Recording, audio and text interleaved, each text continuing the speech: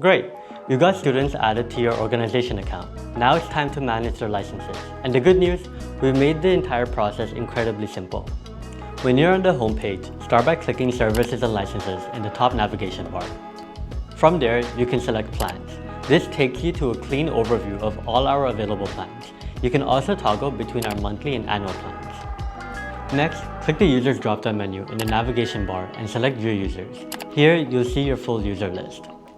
Use filters to narrow things down or search for a specific student. You'll also see the info for each user. You can instantly switch their plan by using the Quick Change drop-down under the Plan column. Choose Starter, Standard, or Pro in one click. Want a closer look at a student before updating their license? Hover over their name and click on it. This opens their profile where you'll find the About, Services and Licenses, and Orders tab. Head into Services and Licenses to make detailed changes to their plan. Looking for your license count? Head to the landing page and click Manage Licenses. From there, you can track seat availability across all tiers and scroll down to view your current or expired licenses.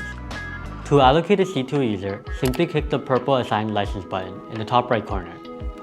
And if you need to add more seats for your organization, open the Account dropdown in the top right corner and go to Billing.